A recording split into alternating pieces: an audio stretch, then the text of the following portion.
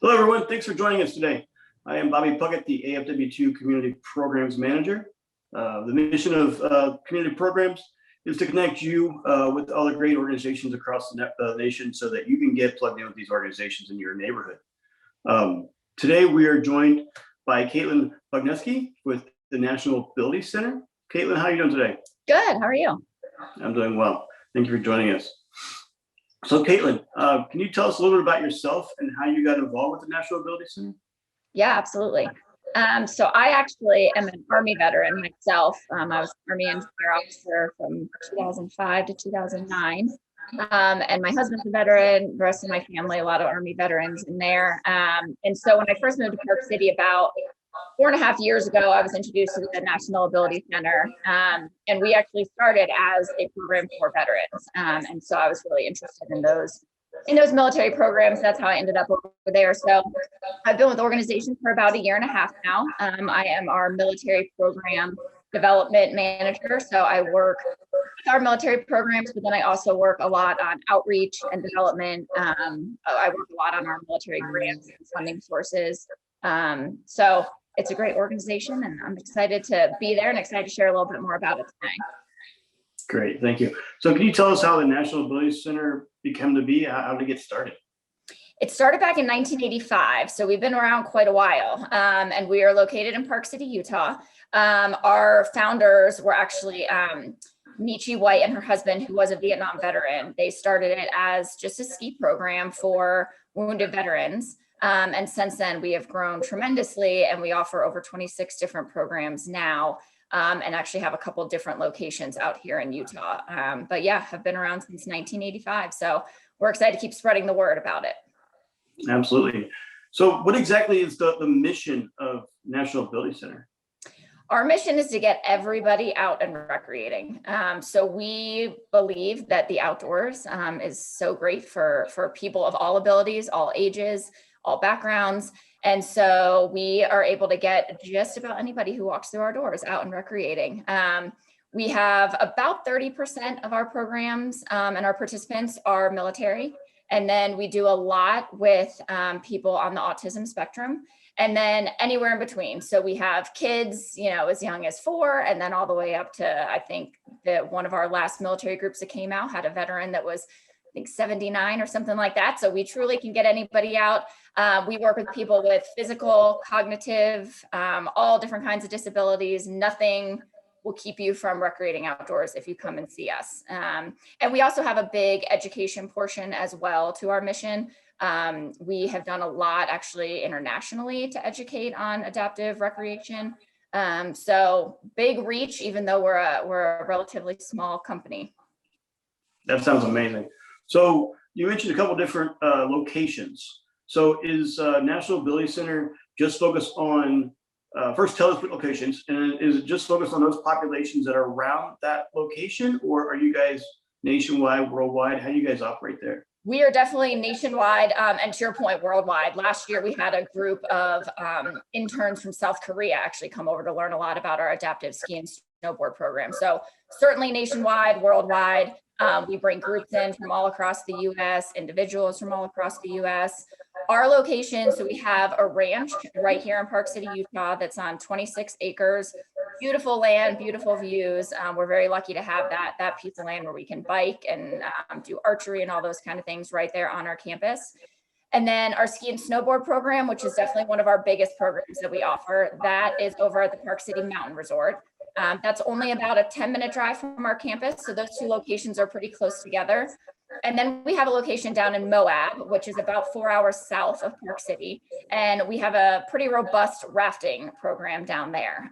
We were not able to run it for the first summer last year, unfortunately, due to COVID-19, but we are opening that back up this summer, which we're really excited about. That program is always really popular, and especially among our military participants, that's always a big hit. So we're excited to be able to open that program back up again this summer. Absolutely. So it sounds like you guys have a lot of different types of opportunities. Can you highlight a couple, the popular ones and what a camp or event looks like for those specific recreations? Yeah, absolutely. So we offer everything from individual lessons. So people can just go onto our website and sign up for an individual program and come on up to the campus. We do groups, day groups that will come up. A lot of times they'll come from the Salt Lake VA.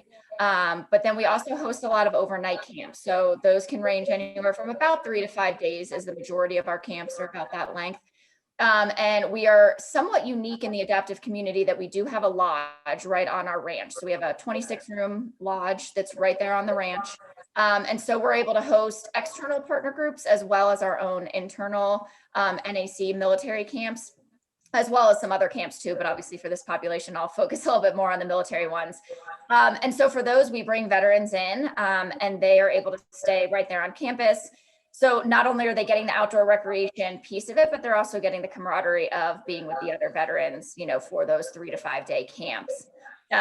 We down in Moab, we do not have any lodging down there currently. So those are typically people will travel down and then camp. But those are always fun trips as well.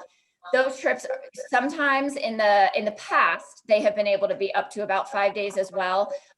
Due to COVID-19 this summer, we're keeping those to a much shorter trips, just, in case anyone were to develop symptoms that we could get them out quickly. So for this summer, those ones will only be about a night long. But as far as our programs that we offer up at the ranch, in the summer months, we offer cycling, mountain biking, indoor climbing, paddle sports. And then we have a challenge course that's always pretty popular as well.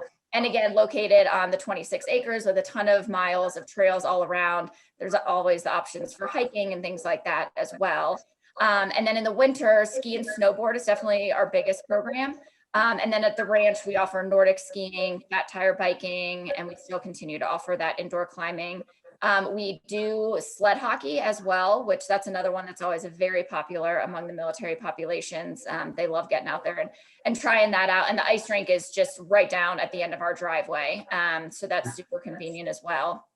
And trying to think if I'm forgetting any, and we have a very big equestrian program. So we do a lot of equine assisted learning. Some of the unmounted programs are a little bit more popular among our veteran populations than the actual mounted, but we do also offer the horseback riding as well. So yeah, I think in total, we offer over 26 different programs between the ranch and down in Moab and over at the mountain. Wow, that's impressive.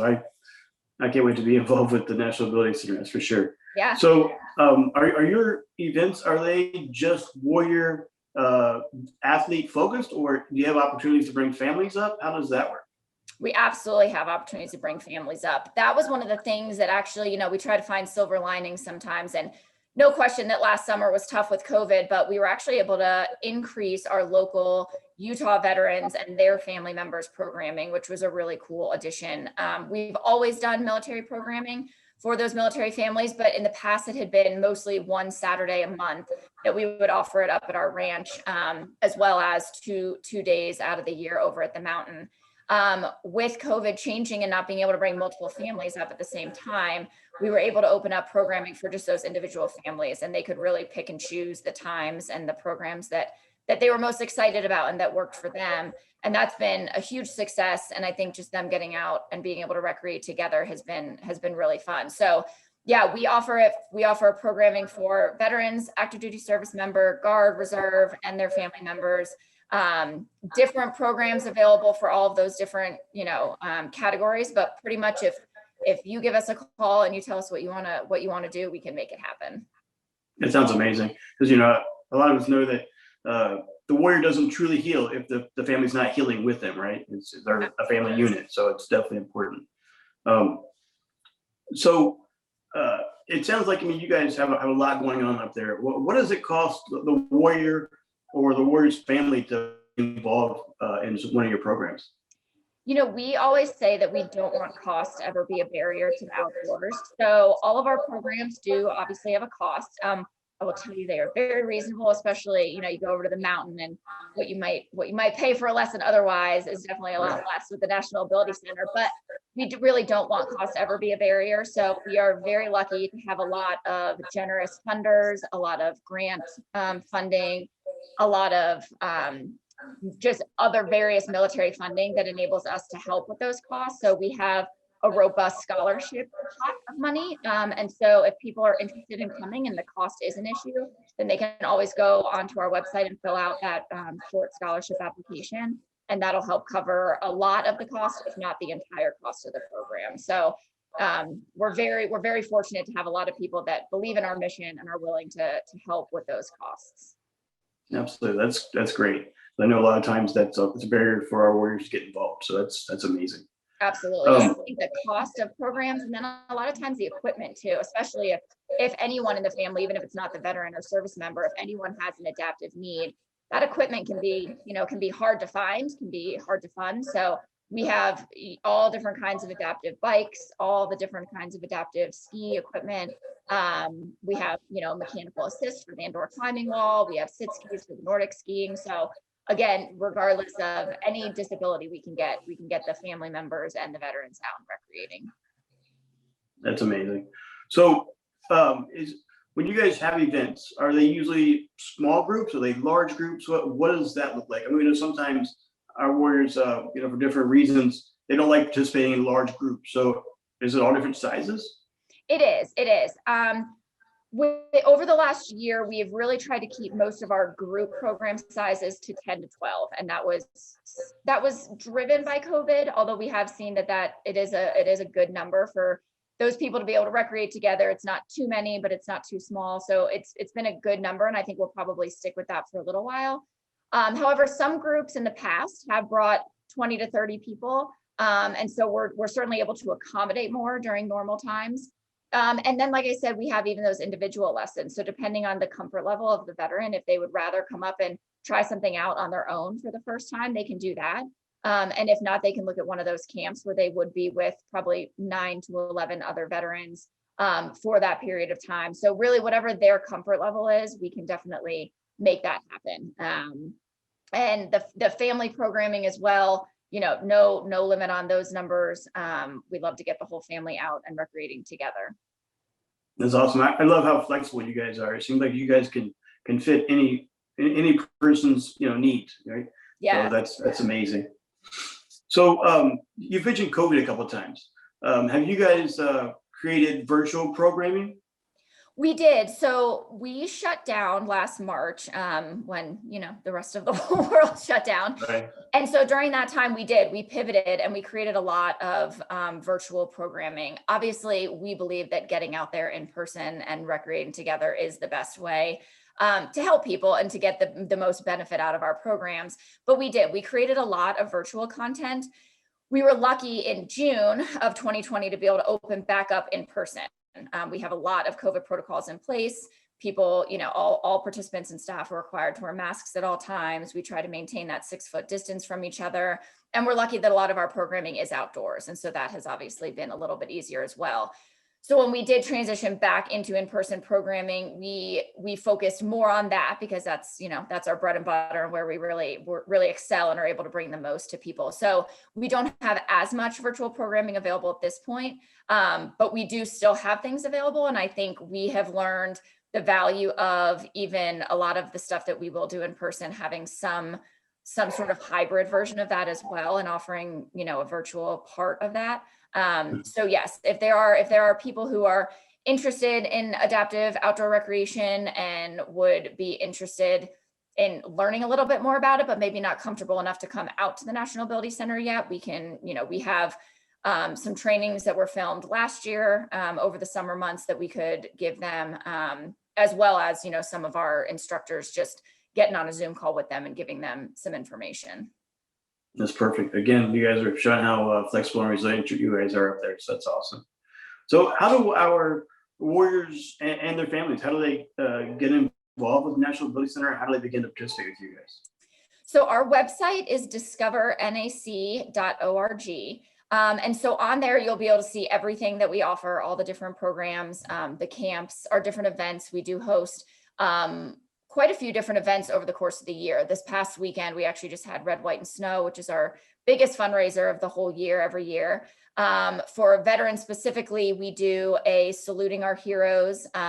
Typically, it's a luncheon down in Salt Lake right around Veterans Day each year. This past year, as always, we adapted and changed it a little bit, and we did a Nominate Your Hero.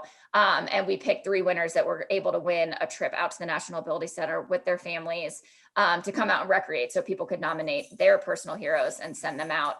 In the summer, we have something called Summit, and that is a week-long camp for military veterans, where it's essentially like a cycling camp for the week, and then it culminates at the end of the week with our Summit Challenge ride, which is around Park City, and it has all different lengths: 16 miles, 25 miles, 50 miles, and 100-mile ride.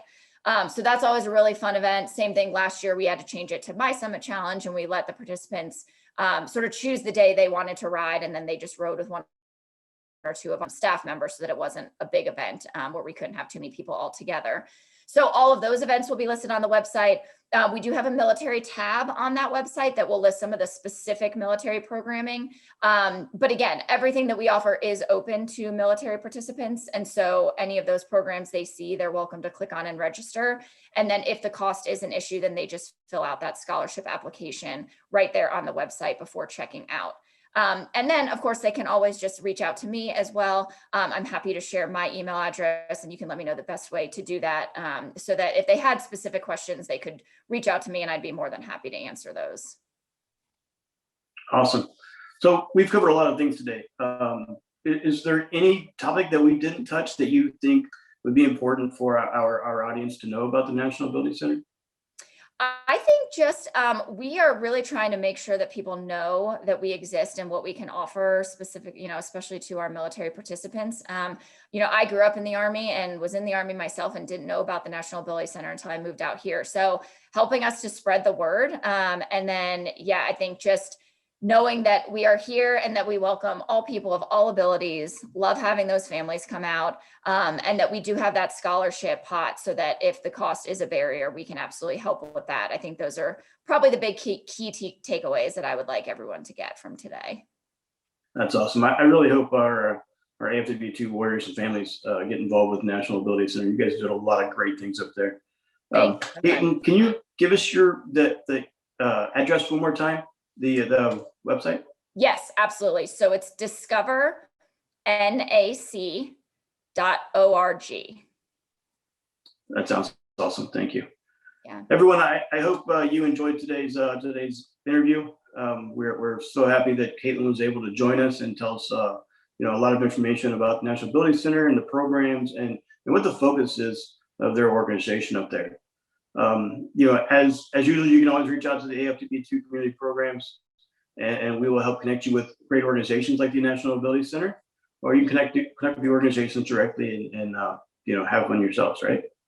So make sure you're following us on AFW2 Community Programs Facebook page. We ask a lot of organizations to post spots on there, post their calendar, events, all that kind of stuff. So make sure you're following us so you can stay up to date. Caitlin, thanks for joining us today. Bobby, thank you so much. I appreciate it.